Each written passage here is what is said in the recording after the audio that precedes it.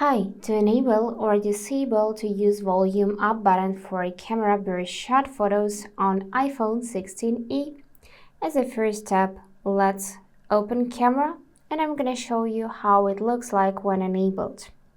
So you need to find your volume up button, which is located on the left side of the phone, right here, and press and hold it like that, and you'll see that you're taking series of photos.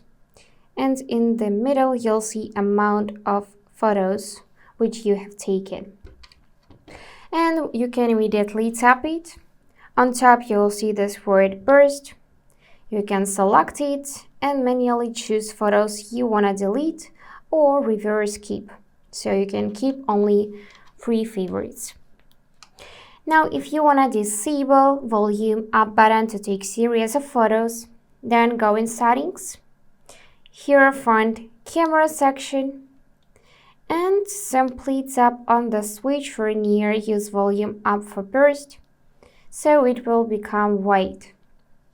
And now if we open camera and try to hold volume up button, we'll see that now we can record video with the help of this way. And that's all for today. If this video was helpful, please subscribe, like and comment. And I wish you all the best. Bye bye.